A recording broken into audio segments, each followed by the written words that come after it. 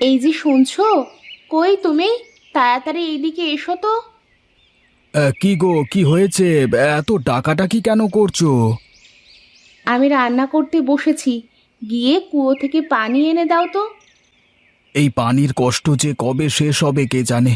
কবে যে মানুষের ঘরে ঘরে পানির কল হবে কে জানে। কই গো, তাড়াতাড়ি যাও, তরকারিতে পানি দিতে হবে তো আমাকে। আমার তরকারি পুড়ে গেল যে। আসছি গো, আসছি। কোথায় গো? দাও দাও, পানির দুটো ঘড়া একেবারে দাও দেখি।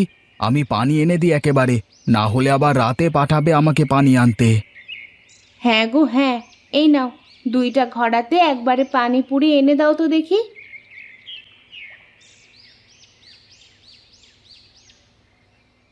সকাল নেই, দুপুর নেই, সন্ধে নেই, ব্যাস একটাই কাজ, পানি টানো আর পানি আনো। আর ভালো লাগে না, জীবনটা একেবারে অতিষ্ঠ হয়ে গেল। আরে কি গো বুড়িমা, আটকে গেলে মনে হচ্ছে। হাত চালিয়ে পানি তোলো। তোমার পেছনের লোকেরা সেই কোন সময় থেকে দাঁড়িয়ে আছে যে। আমার গায়ে কি আর সেই বল আছে রে বাপ, যে তাড়াতাড়ি করে পানি তুলবো? আমি বুড়ি হয়ে গেছি, গায়ে কোনো বল নেই। পানি তুলতে তো দেরি হবেই।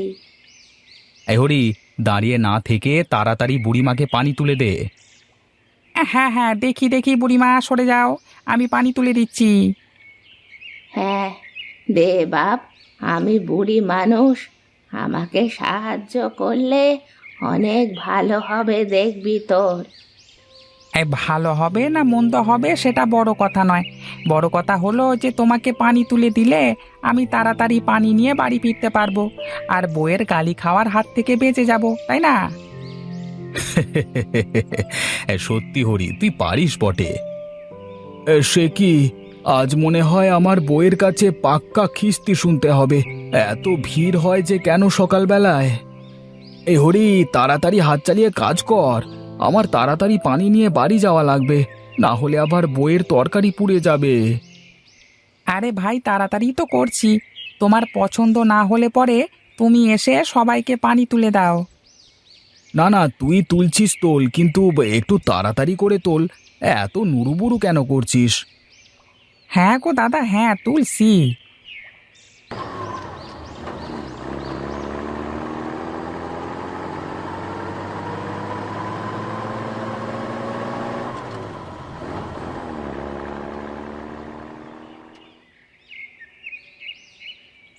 এই রিক্সা, এদিকে এসো। এই কোথায় যাবেন বাবু?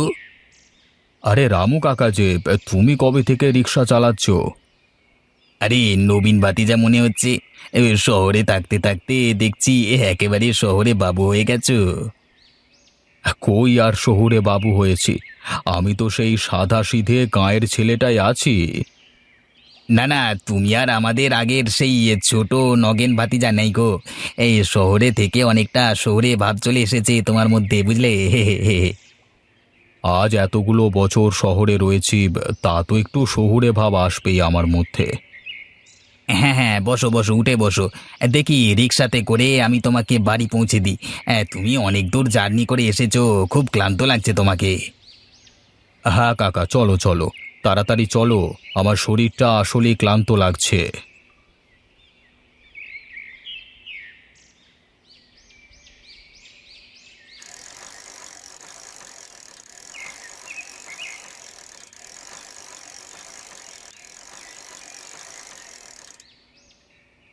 বউ, আরে ও বউ, কোথায় গেলে? তাড়াতাড়ি খেতে দাও না, ক্ষুধা পেয়েছে তো। আর একটু সবুর করো, আমি আসছি এখুনি। এই নাও, খেয়ে নাও। সে কি, খাবো কি দিয়ে? এ দেখছি একদম শুকনো তরকারি, আর তরকারি দিয়ে কেমন একটা পোড়া পোড়া গন্ধ ছাড়ছে। এর কারণ কি? তরকারিতে ঝোল কেমন করে রাখবো? পানি আছে নাকি? তোমাকে তো পাঠালাম পানি আনতে, তুমি সেই আশায় এখন আসলে। আরে কি জ্বালা! আমার কি কোনো দোষ আছে নাকি? গিয়ে দেখি কুয়োর পাড়ে এক গাদা মানুষজন লাইন ধরে পানি নেওয়ার জন্য দাঁড়িয়ে আছে। আমি কিভাবে পানি নেব আগে বলো দেখি। অত শত জানি না বাপু, ভোরে উঠে আমাকে পানি নিয়ে এসে দিলেই তো হয়। তুমি আমাকে পানি নিয়ে এসে দাওনি, তাই তরকারি পুড়ে গেছে, আর সে কারণে তরকারিতে ঝোল রাখতে পারিনি। এখন চুপচাপ এটা দিয়ে খেয়ে নাও। তরকারিটা চুলা থেকে নামিয়ে রাখলেই পারতে। আমি পানি নিয়ে আসবার পরে রান্না করলে কি এমন হতো? মা, বাবা, কেমন আছো তোমরা? আরে নবীন, হঠাৎ না বলে এভাবে চলে আসলি? ইচ্ছে হচ্ছিল অনেকদিন বাড়িতে আসতে, তাই চলে আসলাম। আচ্ছা বেশ, ভালো সময় করে এসেছিস তাহলে। খাবার সময় হয়ে গেছে, একবারে হাত মুখ ধুয়ে খেয়ে নে। তা বাবা, লেখাপড়া তো শেষ, চাকরি বাকরি কি হয়েছে কিছু? হ্যাঁ বাবা, পানি উন্নয়ন বোর্ডের কাজে চাকরি পেয়েছি একটা। এখন থেকে আমি গ্রামে থেকেই কাজ করতে পারবো। বাবা বাবা বাহ, সে তো অনেক ভালো ব্যাপার। আয় আয়, বস বস। এবার গ্রামের একটু উন্নয়ন করতে পারিস কিনা দেখ। হ্যাঁ হ্যাঁ, সেটাই তো দেখব। এবার যে করি হোক, গ্রামের উন্নয়ন করেই ছাড়ব। হ্যাঁ হ্যাঁ, তা তো করতেই হবে। এই গ্রামে জন্মেছি, গ্রামের ভালো করা তো তোর দায়িত্ব। ছেলেটা এত দূর থেকে এসেছে, আগে ওকে চারটে খেয়ে বিশ্রাম তো করতে দাও। গল্প রাতে করো। আরে বাবা, তুই বসে খেয়ে নে। হ্যাঁ মা, দাও, খাবার দাও, ভালো ক্ষুধা পেয়েছে বুঝলে।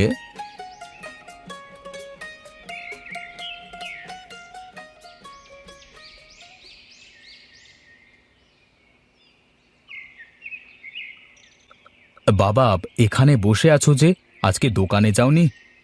না রে বাবা, দোকান আগের মতো চলে না। দোকানে তেমন বেচা কেনা নেই, আর যে খদ্দের আছে সবাই বাকিতে খায়। এত বাকি দিয়ে দিয়ে ব্যবসা লোকসানে চলে এসেছে। আচ্ছা বাবা, কালকে থেকে আমরা গ্রামে নতুন কলপোতার কাজ শুরু করব। কিন্তু সমস্যা হলো, আমাদের আশেপাশে তো একটাও পাইপের দোকান বা কলের কোনো দোকান নেই। তুমি চাইলে কিন্তু একটা কলের দোকান করে নিতে পারো, খুব ভালো চলবে। গ্রামে এখন আস্তে আস্তে সব বাড়িতে টিউবওয়েল করবার ব্যবস্থা আমি করে দেব। বাহ, সে তো আমার অনেক দিনের স্বপ্ন ছিল। তাহলে অবশেষে সেই স্বপ্ন পূরণ হবে। সবার ঘরে ঘরে একটা করে কল হবে। হ্যাঁ বাবা, হবে। তুমি কালকে দোকানের সব মুদির মালপত্র যা আছে সব দোকান থেকে সরিয়ে ফেলবে। আমি নতুন পাইপ আর কিছু কল কিনে এনে দেব তোমার দোকানে। তুমি কালকে থেকে এই ব্যবসাটাই শুরু করো, দেখবে অনেক বেশি লাভ হবে। কিন্তু কিন্তু মানুষ এত টাকা খরচ করে কি কল দেবে বাবা? বাবা, কলের অর্ধেক খরচের টাকা আমরা বহন করব, আর সব কলপোতার যে লোকজন সেগুলো আমাদেরই থাকবে, তাই খরচ খুব একটা বেশি হবে না। আচ্ছা ঠিক আছে, তাহলে তো হয়ে গেল। আমার কাছে জমানো কিছু খুচরো টাকা আছে। কাল ওগুলো নিয়ে শহরে গিয়ে যা যা দোকানের জন্য লাগে সব নিয়ে আসবি। আচ্ছা বাবা, তাহলে তো ভালোই হবে। আমিও তোমার জন্য কিছু টাকা জমিয়েছি। আচ্ছা ঠিক আছে, যা, এখন ঘরে গিয়ে খেয়ে দে, একটু বিশ্রাম নে। হ্যাঁ হ্যাঁ বাবা, যাবো যাবো।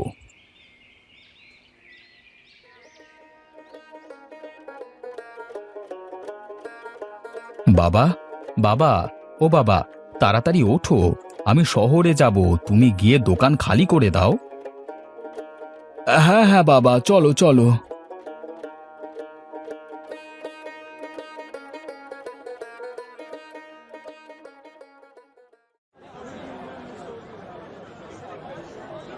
একটা কাজ করি বাপ, এতগুলো মাল বদ্ধ করে না রেখে একটু কম দামে দিয়ে দিই, তাহলে আজকের সব মালামাল বিক্রি হয়ে যাবে। কম দামে দিলে তো লোকসান হয়ে যাবে বাবা। হ্যাঁ, হয়তো কিছু টাকা লোকসান হবে, কিন্তু এভাবে রেখে দিলে যে সব টাকা আটকে থাকবে। আচ্ছা ঠিক আছে, তাই করো তাহলে। এই নে, এই টাকাগুলো আমি জমিয়ে রেখেছিলাম। এই টাকাগুলো নিয়ে যা, যা লাগবে সব কিছু কিনে নিয়ে চলে আয় তাড়াতাড়ি। আচ্ছা বাবা, ঠিক আছে। এই নিয়ে যাও নিয়ে যাও, সস্তা দামের সব জিনিসপত্র নিয়ে যাও। দোকান খালি করব, তাই অল্প দামে সব কিছু নিয়ে যাও। দাদা, কি গো, সব কিছু অল্প দামে দিয়ে দিচ্ছ, কারণ কি? এই মুদির ব্যবসা ছেড়ে দেব, তাই মালপত্র নষ্ট করে তো লাভ নেই, এই জন্য অল্প দামে বিক্রি করে দিচ্ছি। হ্যাঁ, তাহলে দাও দাও, আমাকে বেশি করে চাল ডাল যা কিছু লাগে সব কিছু দিয়ে দাও দেখি। তাহলে এক কাজ করো, আমাকেও 5 বস্তা চাল দিয়ে দাও আর কয়েক লিটার তেল দাও। হ্যাঁ হ্যাঁ, দিচ্ছি দিচ্ছি, সবাইকে দেবো, একটু সবুর করো তোমরা।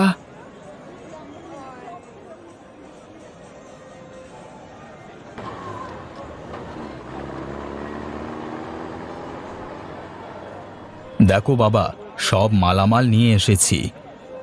হে বাহ, এ তো অনেক মালামাল দেখছি। এত মালামাল, সব মালামাল নামিয়ে ফেলবার ব্যবস্থা কর। নাও বাবা, তোমার দোকান সাজিয়ে দিয়েছি। কালকে পথের ধারে সবার আগে একটা কল দেব, পথিকেরা সেই কল থেকে পানি পান করতে পারে। কি হে গোপাল, নতুন করে আবার কিসের ব্যবসা শুরু করলে? কিসের ব্যবসা আর করব, কিছু কল আর কলের পাইপ নিয়ে আসলাম। গ্রামে এখন আস্তে আস্তে সবার ঘরে কল হয়ে যাবে। বাহ, সে তো ভারী ভালো কথা। তা এত ভালো কাজ করছেটাকে? এত বছরে অনেক চেষ্টা করেও তো গ্রামের পরে কোনো ব্যবস্থা করতে পারলাম না। আগে আমার ছেলে নবীন, ও আমাদের এখানকার পানি উন্নয়ন বোর্ডের বড় অফিসার হয়েছে। আমার ছেলে এসব কাজ করেছে। গ্রামবাসীরা অর্ধেক টাকায় এখন কল পেয়ে যাবে।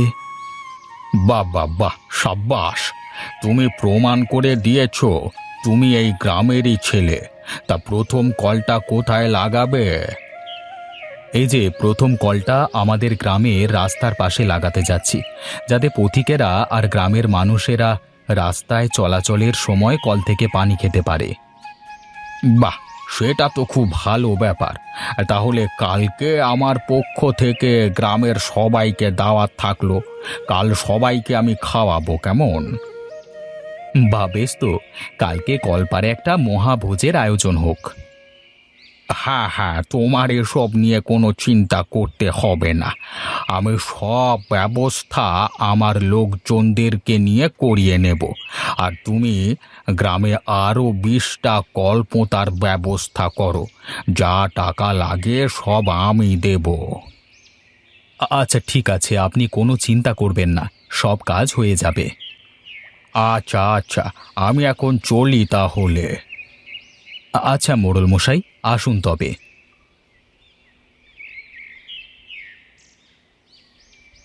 ব্যাস, কল্পটা হয়ে গেল। এখন নাও নাও, সবাই খাওয়া দাওয়া শুরু করে দাও।